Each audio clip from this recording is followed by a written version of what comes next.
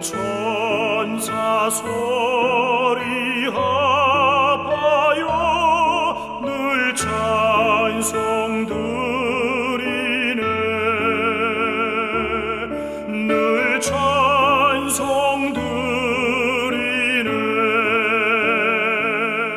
영죽을 나를 살리려 그 영광 떠나서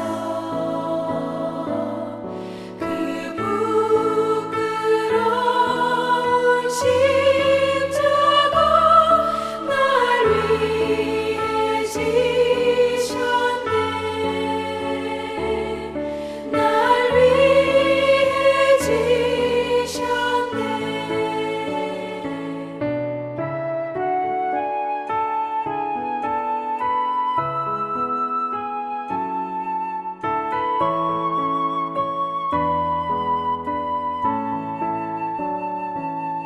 나 이제 생명이 있음은 주님의 은혜요. 저 사망 권세 이기니 큰 기쁨 넘치네. 큰 기쁨 넘치네. 주님의 보좌 있는데 전한 몸 이르러 그 영광 몸sob에 올 때 내 기쁨 넘치리. 내 기쁨 넘치리.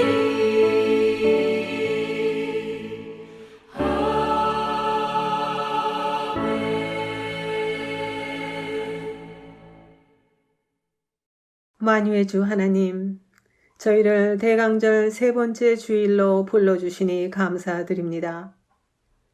예수님의 탄생이 아니면 소망 없는 우리 인생에게 생명수 샘물을 부으시고 자녀로 인쳐주시니 찬양과 경배를 드립니다. 예수님의 탄생과 부활이 없었다면 의미 없을 이 삶을 빛으로 인도하시사 소망으로 살게 하시니 무한한 감사를 드립니다. 오랫동안 가정 예배를 드리며 하나님의 속삭임에 귀를 열고 이 고난의 의미를 알고자 노력했습니다. 우리는 이제 인생의 주인이 우리가 아니라는 것을 깨우칩니다. 우리의 이웃이 죄 중에 사는 우리를 깨우려고 먼저 가신 것인가요? 남겨진 자로서 기뻐하기보다 우리는 이제 무엇에 소망을 두어야 하는지, 어떻게 하나님께 영광을 돌려야 하는지, 주님의 능력으로 우리는 어떻게 변화해야 하는지 아직 풀지 못한 숙제를 안고 2020년을 보냅니다. 겪어보지 못한 특별한 상황으로 처음에는 어려웠지만 주께서 계획해 놓으신 치밀한 배려에 또한 그 사랑에 놀라며 하나님께서 우리의 모든 것을 관여하고 계심을 다시 깨닫고 산만한 우리의 일상을 주님 앞에 내려놓습니다. 주여 용서하여 주시옵소서. 매일매일 환자가 더 발생하고 소상인의 일터가 없어집니다. 입시생들의 한창 젊은 두뇌가 9개월이나 도전 없이 쉬었습니다. 크리스마스 장식과 캐롤이 행인이 드물기에 쓸쓸해 보입니다. 이 바이러스를 경운시했던 저희를 용서하시고 긍휼히 보시사 다시 활기찬 소망의 길을 허락하여 주시옵소서. 주님, 저희는 마르다처럼 분주했고 해야 할 사역이 너무나 많았습니다. 이것저것 하느라 묵상할 시간이 부족했습니다. 주여, 이제 저희는 마리아가 되어 가기 원합니다. 예수님과 가장 가까운 자리에 앉아 말씀에 집중하며 감추인 진리를 깨우치기 원합니다. 이것이 하나님의 계획이라 여기며 2020년을 계획할 큰 지혜라고도 생각해 봅니다. 주여, 많은 신앙의 선배들이 병중에 있습니다. 주님 품에 안으시고 새 힘을 주시사 회복되게 하시옵고 건강했을 때의 기억을 살려주시고 다시 한번 기회를 주시옵소서. 오늘 목사님께서는 깊은 말씀으로 저희를 초대합니다.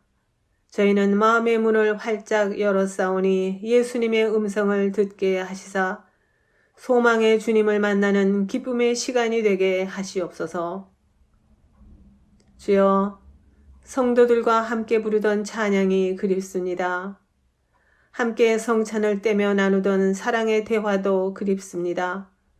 이제 2021년에는 더 성숙한 신앙의 대화가 오고 가게 하시옵소서. 지난날에 허락하셨던 순간순간의 은혜에 감사드리오며 또한 예배를 위해 수고하신 손길을 기억하시옵소서. 예수님께서는 함께 모여 주를 그리는 모든 제자들에게 내가 곧 오리라 약속하셨습니다. 살아가는 순간순간마다 주의 약속 새겨봅니다. 라고 오늘도 노래합니다. 성도들과 함께 드리는 이 거룩한 예배에 모든 역사를 통하여 저희를 깨우시며 재촉하시는 우리의 참소망 예수님의 이름으로 기도합니다. 아멘.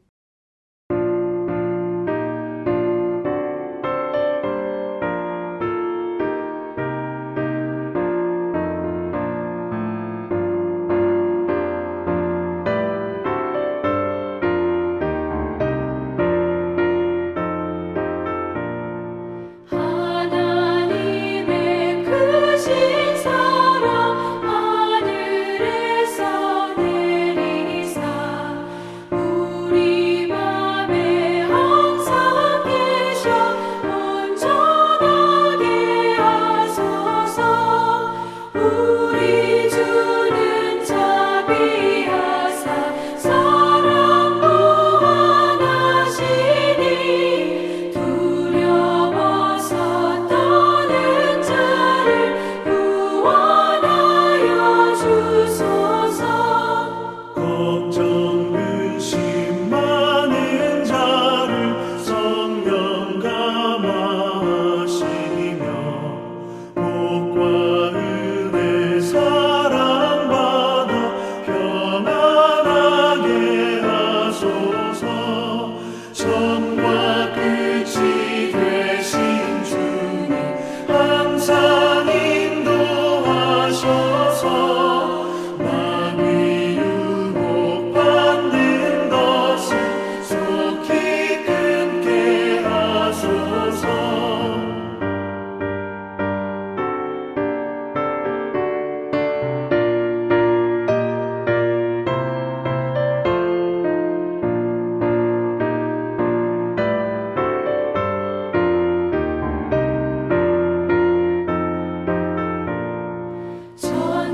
전능하신 아버지여 주의 능력 주시고 우리 맘에 임하셔서 떠나가지 마소서. 주께 영광 감사 돌려 천사처럼 섬기며 주의 사랑 영영토록 찬송하게 하소서. 우리들이 거듭나서 흠이 없게 하시고 주의 크신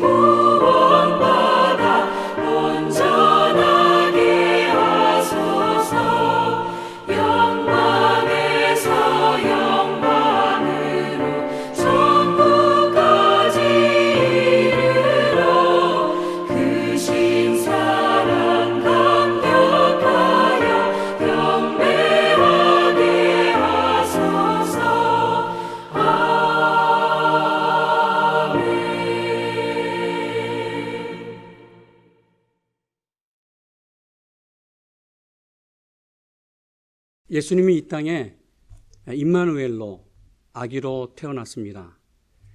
구세주 주님을 기다리며 또 탄생을 기뻐하며 성령의 능력으로 주님을 맞이하는 대림절 세 번째 주일 예배로 나아갑니다. 오늘 예배하는 모든 분들에게 성탄의 기쁨과 또 성탄의 영광이 함께 하기를 축원합니다. 오늘 저희에게 허락하신 말씀은 사도행전 8장 1절에서 8절까지의 말씀입니다. 같이 사도행전 8장을 1절에서 8절까지 읽기를 원합니다. 1절 이렇게 말씀합니다. 사울이 그의 죽임당함을 마땅히 여기더라. 그날에 예루살렘에 있는 교회에 큰 핍박이 나서 사도 외에는 다 유대와 사마리아 모든 땅으로 흩어지니라. 경건한 사람들이 스데반을 장사하고 위하여 크게 울더라. 사울이 교회를 잔멸할새 각 집에 들어가 남녀를 끌어다가 옥에 넘기니라. 그 흩어진 사람들이 두루 다니며 복음의 말씀을 전할새 빌립이 사마리아 성에 내려가 그리스도를 백성에게 전파하니 무리가 빌립의 말을 듣고 행하는 표적을 보고 일심으로 그의 말하는 것을 쫓더라. 많은 사람에게 붙었던 더러운 귀신들이 크게 소리를 지르며 나가고 또 많은 중풍병자와 안진뱅이가 나으니 그 성에 큰 기쁨이 있더라. 아멘. 2020년이 시작된 지 벌써 12개월이 지나고 있습니다. 지난 한 해는 정말 다사다난한 해였습니다. 2019년에 시작된 신종 코비드-19 이 상황은 지금도 계속 진행되고 있습니다. 겨울이 되면서 특별히 11월, 12월 지나면서 더 상황이 악화되고 있습니다. 많은 환자들이 발생하고 전 세계가 긴장하고 있습니다. 이런 생각을 해봤습니다.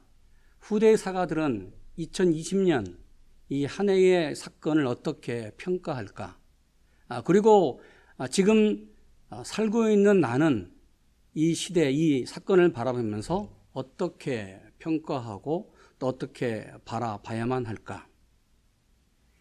역사학자들이 그리고 인류사에서 사람들이 우리가 살고 있는 역사를 평가하는 데에 두 가지 방법을 갖고 평가하고 기록합니다.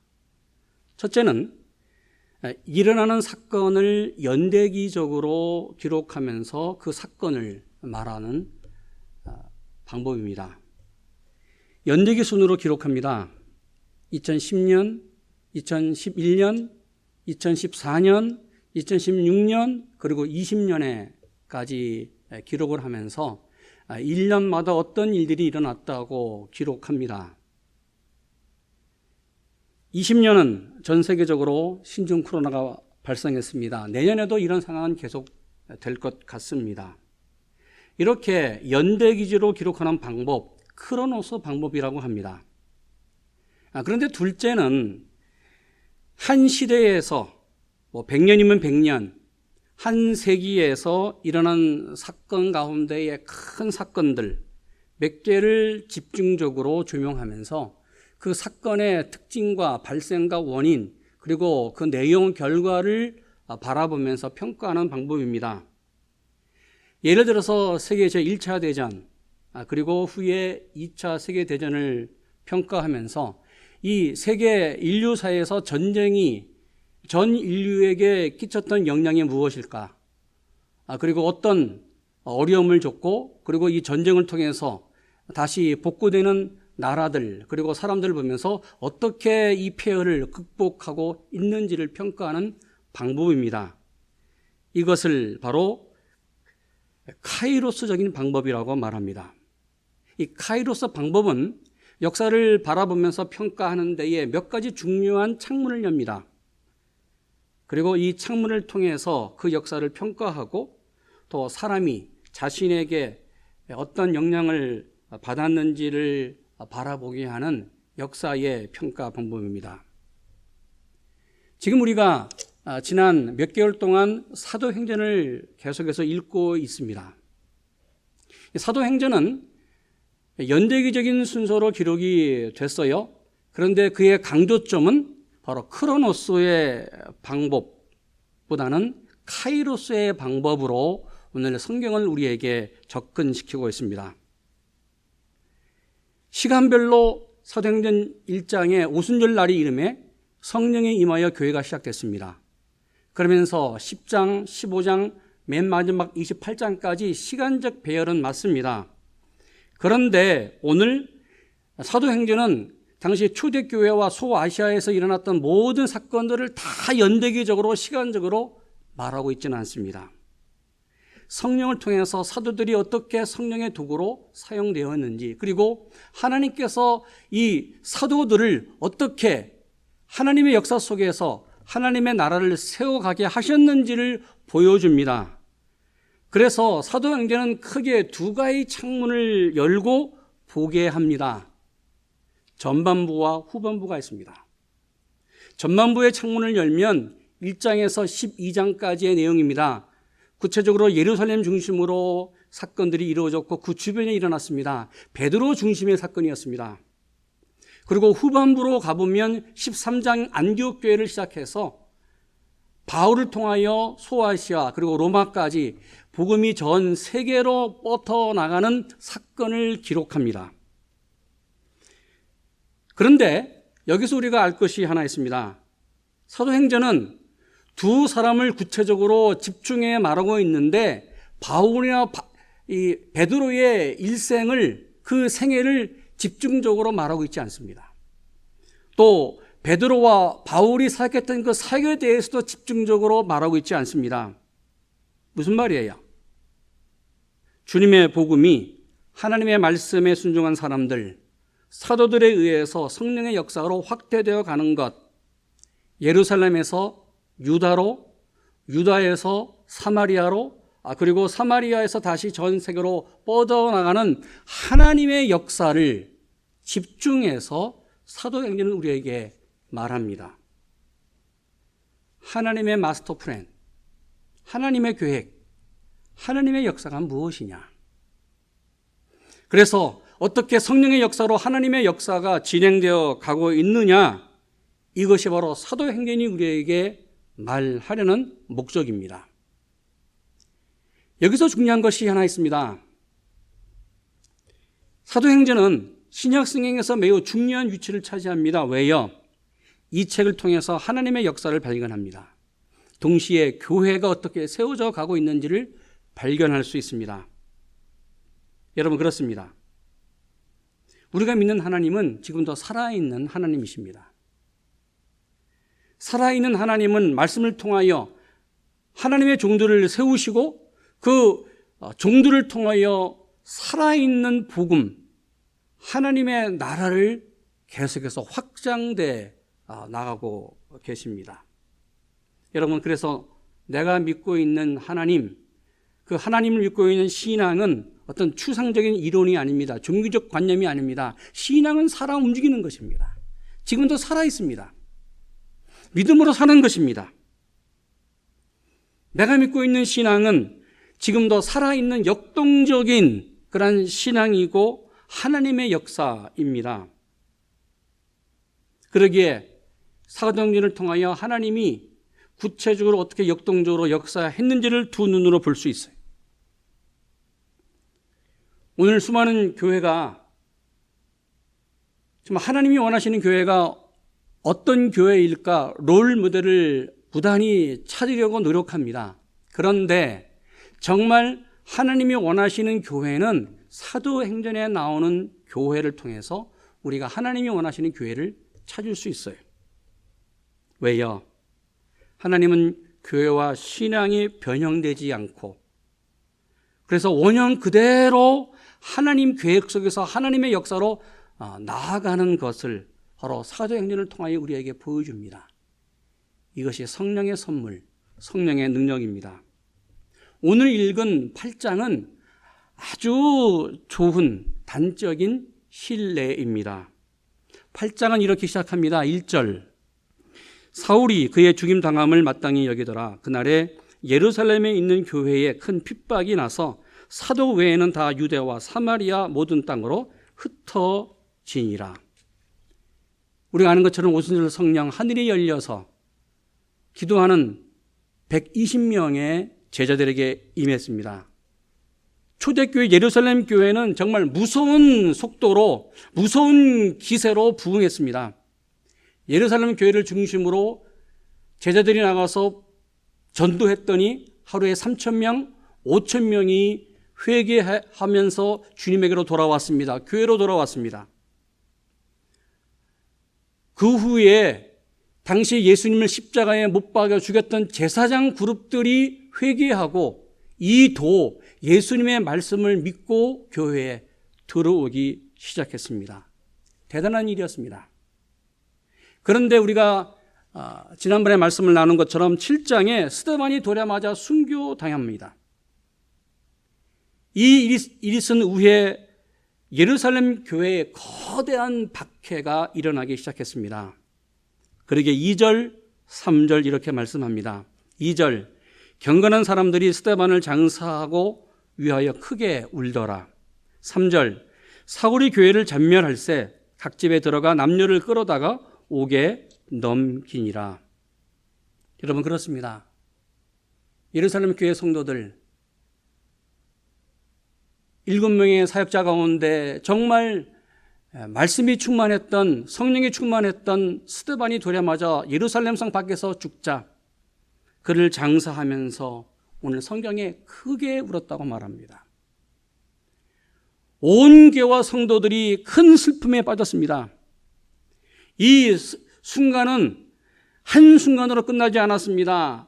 이 사건과 함께 온 교회 안에 엄청난 박해와 핍박이 들어왔고, 그리고 수많은 역정이 시작됐습니다. 그래서 3절, 사울은 교회를 전멸하고자 각 집에 들어가 남녀를 끌어다가 감옥에 넘겼다고 말합니다. 오늘 3절이 말씀하는 전멸하다, 이 말씀은 파괴하다, 황폐케 하다라는 뜻입니다. 이런 뜻이에요. 마치 굶주린 맹수가 사냥감을 잡아서 먹이를 움켜쥐고 찢어 발기는 모습을 오늘 말하는 것이지요. 여러분, 동물의 왕국을 보신 적이 있습니까? 며칠 동안 굶었던 사자가 야생에 나가 얼룩말이나 소를 잡아요. 순식간에 그 날카로운 그 발톱으로 몸을 움켜 채우고, 그리고 그 무서운 그 날카로운 이빨로 그 동물들을 잡아서 살점을 띠고 뼈를 으스러뜨리고 모든 것을 하나씩 나눠 먹는 모습들, 분해하는 것을 볼 수 있습니다. 바로 이것이 잔멸하다는 말씀입니다. 사울은 예루살렘 교회에 박해를 하면서 교회를 하나씩 찢어 발겨서 파괴시키기 시작했습니다. 어떻게 해요? 당시 예루살렘 교회에는 매 주일마다 모여서 예배를 했습니다. 마가의 다락방에서 모여서 예배했습니다. 그러나 일반적으로 예루살렘 교회의 모습들은 가정에서 모였던 가정교회였습니다. 그러기에 사울은 예루살렘에 있는 성도들의 각 집에 들어가서 말합니다. 예수를 믿느냐 안 믿느냐. 그래서 예수 믿는 성도들을 색출해서 남자, 여자, 어린아이, 어른 할 것 없이 모두 끌어다가 감옥에 쳐넣습니다. 그리고 안 가려는 성도들을 억지로 질질 끌어 사내들인 공의회 감옥, 당시에 바리새인들이 관장했던 그 여러 감옥에 성도들을 집어넣었습니다. 그래서 이런 상황을 성경은 1절 이렇게 말씀합니다. 1절, 그날에 예루살렘에 있는 교회에 큰 핍박이 났다. 여러분, 예루살렘 교회에 큰 핍박이 일어났습니다. 오늘 영어로 보면은 great라는 단어를 사용하고 있는데 헬라 말로 메가라는 뜻입니다. 메가. 큰 핍박이었습니다. 성도들이 크게 울었습니다. 오늘 이 크다는 말은 메가 단어로 시작이 됩니다. 메가톤급 핍박이었습니다. 그러면 오늘 이 말씀 속에서 우리가 이런 질문을 던질 수 있습니다. 아니, 교회가 성령의 역사로 부흥하고 정말 아름다운 교회로 성장해 가고 있는데 왜 이 예루살렘 교회에 이런 메간토급 핍박과 박해가 왔을까? 그 이유가 무엇일까? 여기에 두 가지 큰 뜻이 있습니다. 첫째, 당시 예루살렘 교회에 박해가 있지 않았다고 한다면 당시 예루살렘 교회 성도들의 모습이 어떠했을까? 교회는 커졌습니다.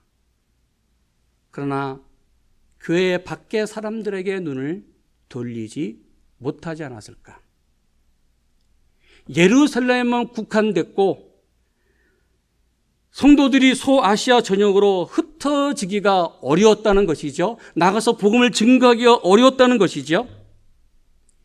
예루살렘에 안주하면서 교회가 대형 교회로 성장하면서 각각 자신들의 집에서 애찬을 나누고 그리고 성찬을 나누면서 예배하고 그리고 예루살렘 안에서 사역하면서 가난한 사람들을 도와주고 그리고 구제 사역에 만족하지는 않았을까? 그러면서 교회 성도들끼리 사랑을 나누면서 그렇다, 여기가 바로 천국이다.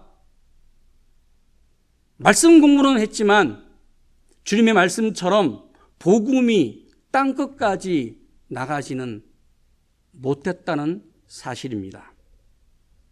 그러게 하나님은 교회가 겪는 박해와 어려움을 통해서 하나님의 자신의 역사, 복음이 예루살렘만이 아니라 예루살렘 단벽을 넘어 장벽을 넘어 전 세계로 뻗어가는 역사를 하나님은 진행해 나갔습니다. 여기에 또 다른 하나님의 숨어있는 의도가 있습니다. 여러분, 하나님이 사도들을 제외하고 당시 예루살렘에 신앙생활하면서 교회생활했던 성도들을 다 뿔뿔이 전 세계로 흩어버렸습니다. 여기에는 하나님이 흩으신 이유가 있습니다. 우리가 아는 것처럼 약 30년에서 35년 후에 AD 70년, 주후 70년에 예루살렘이 멸망합니다. 예루살렘 성전이 멸망하면서 예루살렘이 초토화 됩니다. 로마 정예군 군단이 와서 예루살렘을 완전히 멸망시킵니다. 이 지구 역사상 예루살렘이 사라졌어요. 만약 그때에 예루살렘 교회가 있었다고 한다면 어떻게 되었을까? 그래서 하나님은 이미 30년, 35년 전에 예루살렘 교회의 성도들을 흩으면서 이 어려운 사건들을 미리 하나님은 예언으로 예견하면서 이미 성도들을 사마리아로 그리고 전 세계로 흩으면서 교회를 확장시켜 나갔습니다. 바로 이것이 하나님의 숨겨진 사건이었고 역사였습니다. 그러면 이 사건 속에서 하나님은 도대체 무슨 일을 하고 계셨을까? 이 사건 속에서 하나님이 역사하신 역사는 무엇이었을까? 예루살렘 교회는 엄청난 박해로 교회에 어려움이 왔습니다. 그래서 예루살렘 안에는 사도 외에 모든 성도들이 다 흩어졌습니다. 오늘 8장 1절 이렇게 말합니다. 사울이 그의 죽임 당함을 마땅히 여기더라. 그날에 예루살렘에 있는 교회에 큰 핍박이 나서 사도 외에는 다 유대와 사마리아와 모든 땅으로 흩어지니라. 아멘. 여러분, 이 말씀 어디서 많이 들었던 말씀이 아닌가요? 예루살렘, 유대, 사마리아와 모든 땅으로 흩어졌다. 이 말씀은 이미 사도행전 1장에 주님께서 제자들에게 하셨던 말씀입니다. 그래서 사도행전 1장 8절 이렇게 말씀합니다. 오직 성령이 너에게 임하시면 너희가 권능을 받고 예루살렘과 온 유다와 사마리아와 땅 끝까지 이르러 내 증인이 되리라. 할렐루야. 그러면서 8장 1절 그날에 예루살렘에 있는 교회에 큰 핍박이 나서 사도 외에는 다 유대와 사마리아와 모든 땅으로 흩어졌다. 여러분, 그렇습니다. 오늘 8장 1절은 사도행전 1장 8절이 연결되어 역사하는 하나님의 역사의 현장이었습니다. 그러게 사도행전 1장 8절이 8장 1절이 되는 그 놀라운 역사의 현장이 오늘 본문입니다. 여러분 한번 생각해 보십시오. 예루살렘 교회 당시 성도의 숫자가 10,000명이 넘었습니다. 그런데 그 수많은 성도 가운데 사도 외에 다른 성도들이 다 예루살렘 밖으로 흩어져 나갔습니다. 소아시아로 세상 끝까지 흩어져 나갔습니다. 이들이 무엇을 했을까? 4절 이렇게 말합니다. 그 흩어진 사람들이 두루 다니며 복음의 말씀을 전했다. 그렇습니다. 흩어진 사람들이 나가서 복음을 전했습니다. 오늘 4절에 흩어졌다고 하는 말은 씨앗과 연결되어 있는 말씀입니다. 이런 뜻입니다. 마치 농부가 이제 봄이 돼서 밭에 나가 씨앗을 다 흩어 버립니다. 그래서 수많은 씨앗이 농부의 손에 의해서 여러 그 지역으로 땅으로 ht어져 가요. 땅에 흩어져 떨어진 그 씨앗이 시간이 지나서 가을이 돼서 열매를 맺습니다. 100배, 60배, 30배 열매를 맺는 것처럼 흩어진 성도들이 성령의 역사로 복음의 씨앗을 세상에 뿌렸다. 그래서 시간이 지나 하나님께서 뿌려진 씨앗 복음을 통하여 100배, 60배, 30배 열매로 교회를 세워가셨다. 이런 말씀입니다. 바로 이것이 하나님의 역사였습니다. 여러분, 참으로 놀라운 일입니다. 오늘 이 사건 복판 가운데 있었던 사람이 누구였을까? 바로 사도 바울이었습니다. 그러게 사도 바울은 이 사건의 한 복판에 서서 모든 것을 두 눈으로 보았고 그가 경험했던 사람이었습니다. 사울이 후에 다메섹에서 부활하신 예수님을 만나요. 그리고 로마서를 쓰면서 바로 성령님을 통해서 이렇게 사도 바울은 고백하고 있습니다. 로마서 8장 28절 우리가 알거니와 하나님을 사랑하는 자 곧 그 뜻대로 부르심을 입은 자들에게는 모든 것이 합력하여 선을 이루니라. 할렐루야. 그렇습니다. 지금 어려움이 나에게 다가오고 역경이 다가와요. 근데 하나님을 사랑하는 자, 아니 하나님께서 사랑하는 자에게는 모든 것이 합력하여 선을 이루게 하신다. 하나님은 그 역경까지도 사용하시는 분이십니다. 어려움 속에서도 하나님의 뜻이 분명히 있습니다. 아니 어려움 속에서도 하나님은 역사하신다. 바울이 오늘 고백하고 있습니다. 여러분, 지난 2020년 한 해 동안 우리의 삶 속에서 내가 생각하지 않은 일들을 경험하신 분들이 계십니까? 도무지 내가 이길 수 없는 그 힘든 일들을 경험하는 분들이 지금 있습니까? 건강 문제로, 또 물질 문제로, 그리고 자녀들의 문제로, 또 가정의 여러 가지 부부의 갈등으로 고민하는 분들이 있습니까? 그래서 이렇게 질문할 수 있습니다. 하나님, 참 하나님은 왜 나에게 이런 고통을 주십니까? 하나님, 우리 가정에 왜 이런 어려움을 주십니까? 여러분 분명히 알기를 원합니다. 하나님은 그 가운데도 역사하십니다. 나를 향하신 하나님의 뜻이 있습니다. 나를 향한 하나님의 계획이 있고 하나님은 이 역경 속에서도 그 어려움 속에서도 하나님의 일을 해 가십니다. 하나님은 준비해 놓고 계십니다. 하나님의 일, 하나님이 원하시는 일. 그래서 지금은 내가 두 눈으로 보지 못하지만 하나님께서 준비하신 놀라운 하나님의 그 선하신 뜻, 하나님의 뜻이 분명히 있을 줄로 믿습니다. 하나님은 나와 함께 하십니다. 하나님의 자녀인 우리 가정에도 역사하십니다. 주님의 피로 사신 교회, 우리 교회에도 하나님은 역사하십니다. 하나님의 역사하시기에 어려운 가운데 하나님이 피할 길을 주시고 이길 힘을 주시고 또 믿음으로 성장하게 하시고 하나님을 발견하게 하시고 찬송하게 하시고 결국 하나님이 우리에게 놀라운 열매로 승리의 노래를 부르게 하실 줄로 믿습니다. 그러면 어떻게 하나님이 하나님의 일을 진행시켜 나가실까? 5절 이렇게 말합니다. 빌립이 사마리아 성에 내려가 그리스도를 백성에게 전파했다. 오늘 이 본문을 읽으면서 저는 이런 생각을 했습니다. 왜 그 많은 사람들 가운데 하필 빌립이었을까? 다른 7명의 사역자들이 있었고, 아니 예수님의 제자들도 있었을 텐데 왜 빌립이었을까? 아는 것처럼 빌립은 디아스포라 유대인입니다. 빌립은 스데반과 더불어서 예루살렘 초대교회에서 성령과 지혜가 충만했고 믿음과 선행이 충만한 사람으로 세워진 7명의 사역자였습니다. 빌립은 자신과 동일한 헬라파 유대인이었던 바로 스데반이 예루살렘 성 밖에서 돌에 맞아 죽는 것을 두 눈으로 보았던 사람입니다.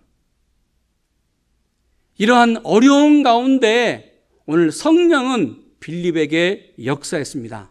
오늘 8장은 빌립에 대한 얘기로 나오는데 바로 빌립의 이야기가 시작되면서 계속해서 성령이 함께 하셨다, 성령이 역사하셨다, 성령이 함께 하셨던 빌립이라고 말씀합니다. 다음 주 우리 다시 한번 빌립에 대해서 말씀을 더 구체적으로 나누기를 원합니다. 그런데 주목할 점이 하나 있습니다. 빌립이 사마리아 성으로 내려가 예수님을 그 사마리아 사람들에게 전했다는 사실입니다. 복음이 예루살렘에서 유다로, 다시 유다에서 사마리아로 확대되어 나갔습니다. 여러분, 사마리아는 어떤 곳입니까? 지리적으로 북이스라엘과 남유다 사이 가운데에 끼어 있는 도시였습니다. 주전 721년 북이스라엘이 멸망하면서 아수르 사람들이 북이스라엘 사람들을 끌고 갔습니다. 그런데 남아있던 사람들이 바로 이방인들과 결혼하면서 혼혈하러, 그리고 이방 종교가 들어오면서 유대교도 아니고 이방 종교도 아닌 아주 혼합주의의 종교, 이상한 종교로 시작된 곳이 바로 사마리아 종교입니다. 그러기에 당시 유대인들은 사마리아인들을 너무너무나 경멸했고 싫어했습니다. 왜요?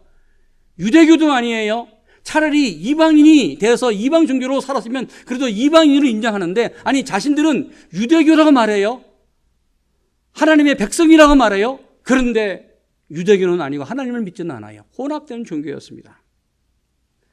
하나님을 거역하고 부패한 사람들, 부정한 종교로 유대인들이 간주했습니다. 그래서 유대인 입장에서 사마리아인들은 혈통을 오염시키고 우상 숭배의 죄를 범한 혼합 종교 배교자들이었습니다. 그래서 사마리아 사람들은 유대인들이 상종도 하지 않았습니다. 그 구체적인 예가 요한복음 4장에 예수님께서 사마리아 수하성에서 사마리아 여인과 대화하는 가운데 구체적으로 나옵니다. 그런데 하나님은 이렇게 적대적인 관계에 있었던 사마리아 지역에 디아스포라 유대인, 성도, 성령이 충만한, 믿음이 충만한, 지혜가 충만한 빌립을 내보내 복음으로 그 지역을 전도합니다. 마치 예수님처럼 의도적으로, 계획적으로 하나님이 역사했습니다. 당시 유대인들에게 사마리아는 레드존, 금지 지역이었습니다. 금지 구역이었습니다. 그런데 빌립을 통하여 이 거대한 금지된 구역을, 거대한 장벽을 뛰어넘어 복음을 증거하게 했습니다. 왜요? 사도행전 1장 8절, 오직 성령이 너희에게 임하시면 너희가 권능을 받고. 빌립은 성령으로 충만했습니다. 여러분 뒤에 8장을 보시면 빌립은 성령에 의해서 움직였습니다.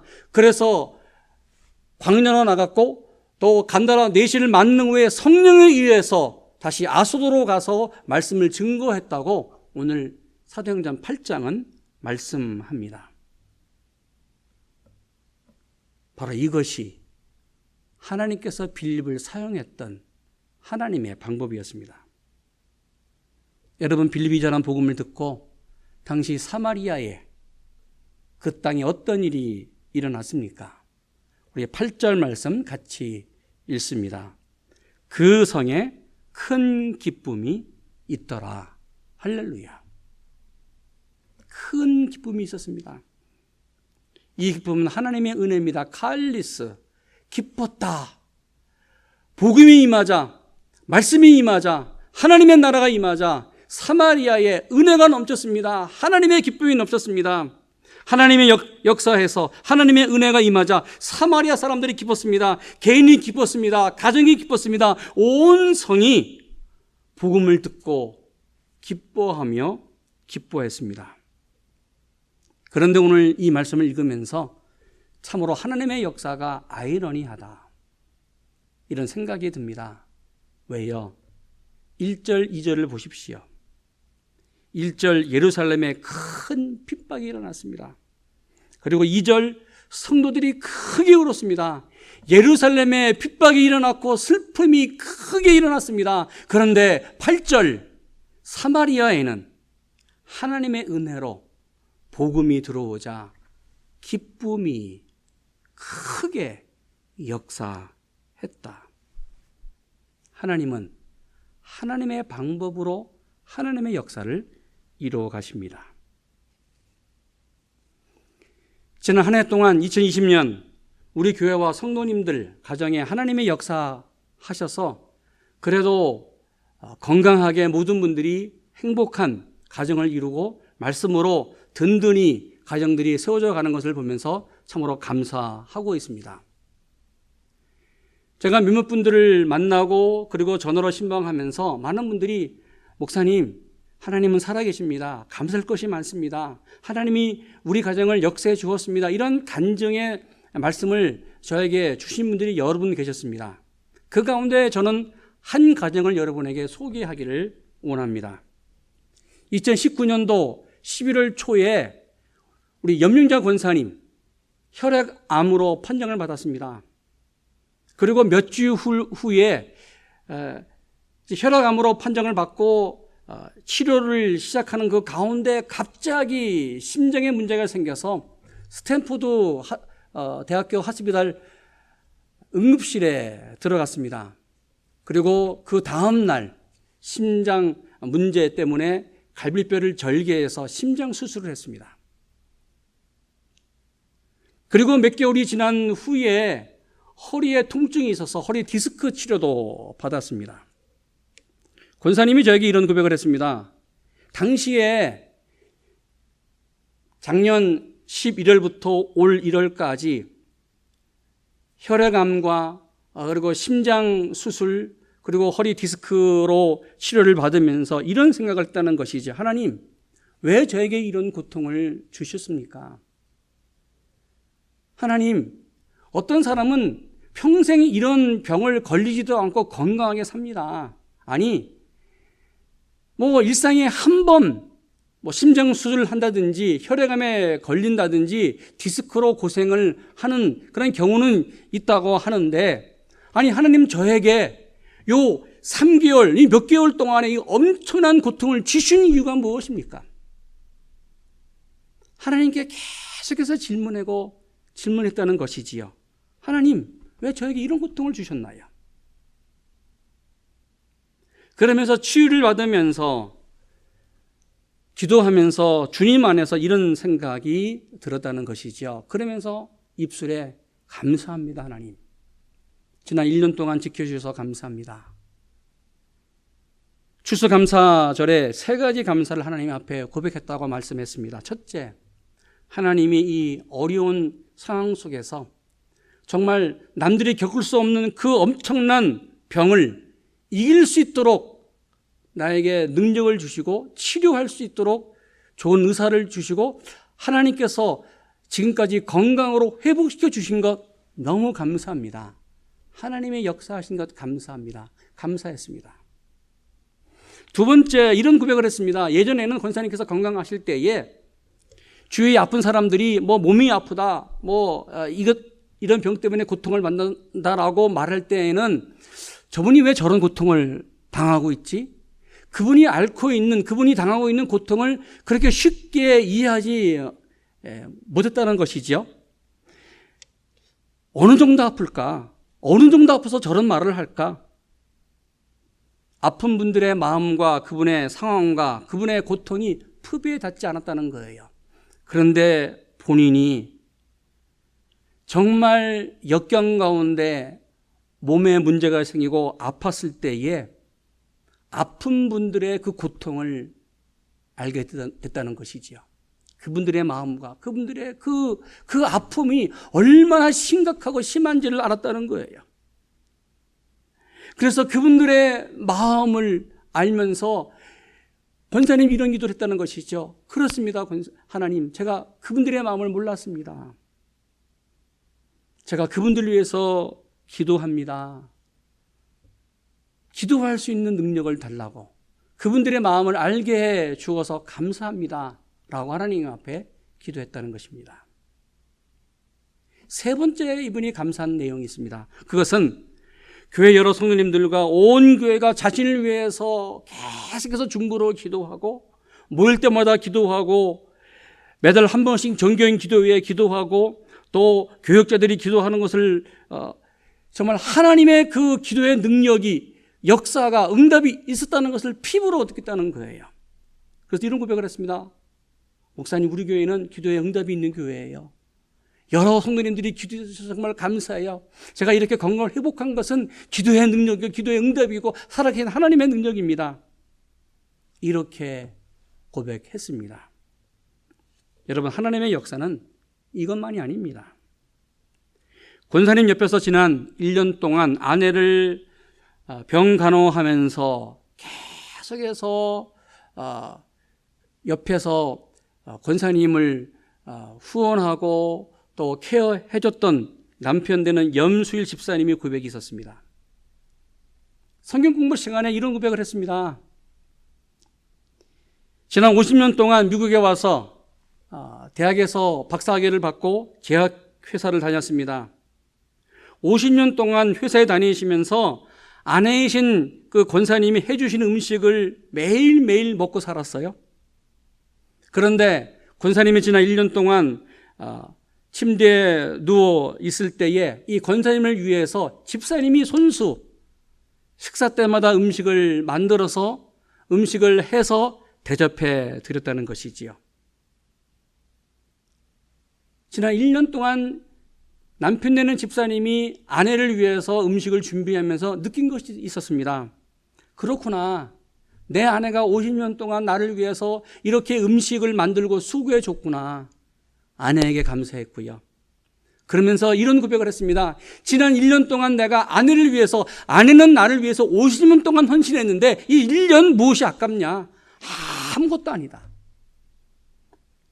이 1년 동안 정말 집중해서 아내를 위해서 사랑하는 마음으로 음식을 만들고 아내가 좋아하는 것이 무엇일까를 생각하고 시장에 가서 그 재료를 사오고 또 음식을 또 만들고, 그러면서 아내가 얼마나 감사한지, 그리고 이렇게 아내를 만나게 해주신 하나님께 얼마나 감사했는지 모른다고 고백했습니다.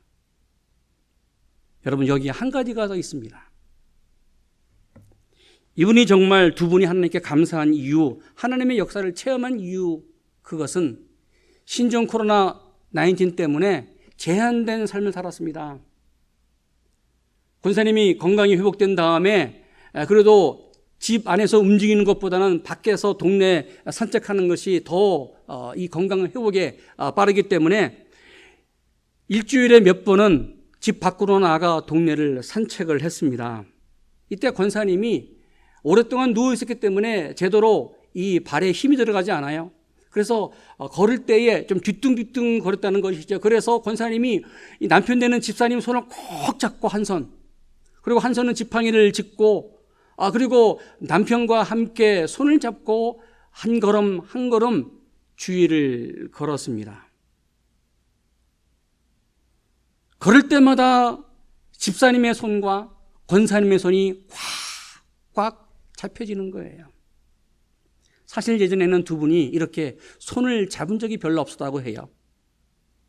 그런데 권사님께서 남편의 손을 꼭 잡고 걸으면서 남편의 손에 느끼는 그 따뜻한 온기, 그리고 남편의 손에서 느껴오는, 전달해 오는 남편의 그 사랑스러운 마음, 남편의 얼굴을 보고 집사님의 눈빛을 보면서 얼마나 그 남편이 사랑스럽고 감사했는지. 그래서 매 순간 하나님 감사합니다. 저에게 이런 가정을 주셔서 감사합니다. 저런 남편을 주셔서 감사합니다. 이런 아내를 주셔서 감사합니다. 매 순간이 기쁘고 기뻤다고 고백했습니다. 마치 오늘 본문 8절에 그 성의 기쁨이 가득하더라 말씀처럼 우리 염 권사님과 염 집사님의 가정에, 그리고 두 분의 영혼 속에, 삶 속에 주님이 계셨기 때문에, 하나님의 역사하셨기 때문에 기쁨이 넘치고 넘쳤다고 간증했습니다. 여러분, 그렇습니다. 하나님은 지금도 살아계십니다. 하나님은 지금도 역사하십니다. 하나님의 역사는 지금도 진행되어 가십니다. 여러분, 하나님의 역사를 체험하는 우리 되기를 원합니다. 하나님의 역사를 체험하고 날마다 내 심령에 기쁨이 넘쳤다, 우리 가정에 기쁨이 넘쳤더라, 우리 교회가 하나님의 능력으로 칼리스 은혜가 넘쳤더라, 기쁨이 넘쳤더라 고백되는 2020년, 그리고 우리 인생, 우리의 시대가 되기를 주님의 이름으로 축원합니다. 제가 설교 후에 이런 찬양을 함께 하기를 원합니다. 나의 힘이 되신 여호와여. 이 가사에 2절 이렇게 가사가 있습니다. 나의 생명이신 여호와여, 내가 주님을 찬양합니다. 주는 나의 사랑이시며 나의 의지시라. 주는 나를 이끄시며 주의 길 인도하시며 나의 생의 목자 되시니 내가 따르리이다. 나의 하나님, 나의 하나님, 생명의 면류관으로 내게 씌우소서. 하나님은 나의 하나님이 되십니다. 하나님은 나에게 생명의 면류관을 씌워 주십니다. 하나님의 역사를 체험하시고 승리하시는 여러분 되기를 축원합니다. 기도하겠습니다. 하나님 감사합니다. 하나님은 살아계십니다. 하나님은 지금도 역사하십니다. 하나님은 나의 하나님이 되십니다. 하나님은 나를 이끌어 주시는 생명의 하나님이십니다. 하나님은 역사의 주관자 되시며 생명의 주관자 되십니다. 주의 길을 인도해 주시는 분이십니다. 그러기에 나의 생의 목자가 되시는 하나님, 나의 하나님인 줄로 믿습니다. 하나님, 나를 통하여, 내 가정을 통하여, 우리 교회를 통하여 하나님의 역사를 이루어 주시옵소서. 예수님의 이름으로 기도했습니다. 아멘.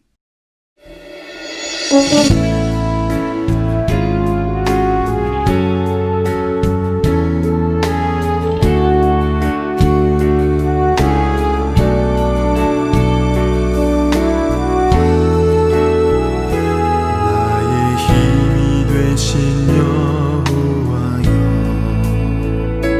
내가 주님을 사랑합니다.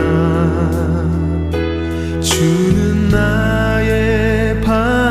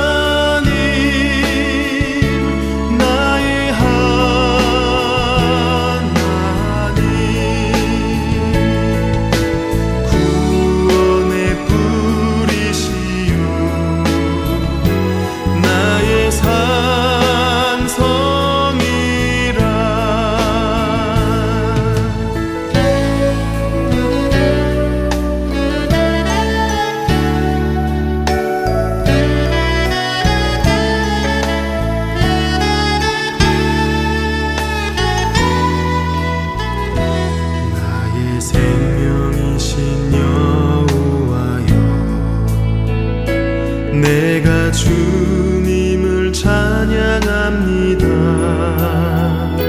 주는 나의 사랑이시며 나의 의지시라.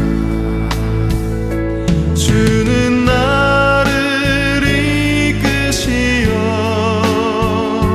주의 길 인도하시며 나의 생의 목자 되시니 내가 따르리라. 나의 하나님,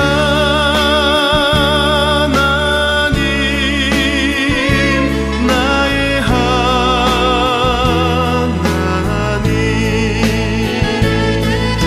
생명의 면류관으로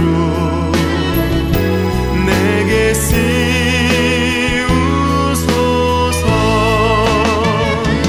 나의 하나님,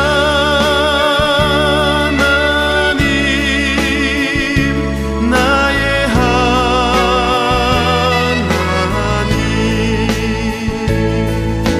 그는 나의 여호와, 나의 구세주, 나의 구세주.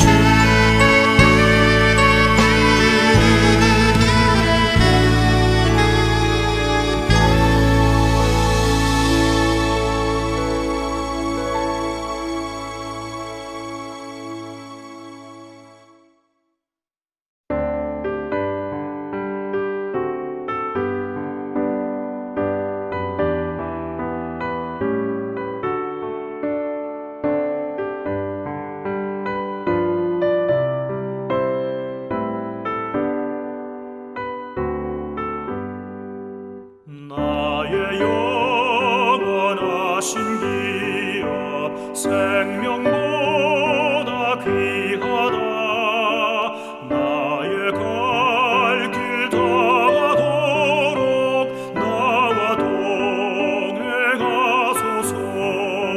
주께로 가까이 주께로 가오니 나의 갈 길 다가도록 나와 동행하소서. 세상 복 위한 일함과 모든 병에 버리고 험한 길을 가는 동안 나와 동행하소서. 주께로 가까이 주께로 가오니 나의 갈 길 다가도록 나와 동행하소서.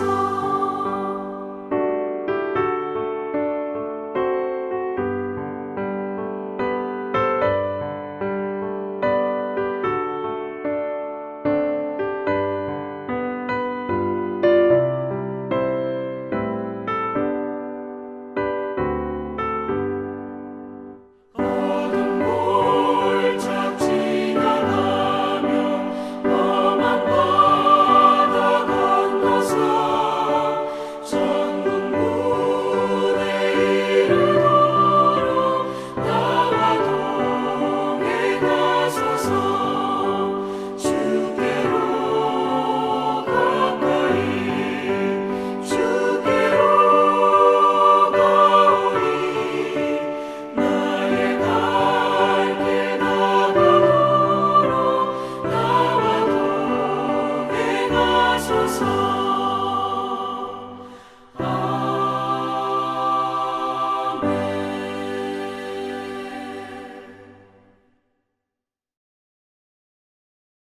이제는 우리 주님 예수 그리스도의 은혜와 하나님 아버지의 지극하신 사랑하심과 성령님의 내주하심과 역사하심이 하나님의 역사, 하나님의 능력으로 살아가는 당신의 백성들 머리 위에 이제부터 영원토록 함께 하시기를 간절히 축원하옵나이다. 아멘.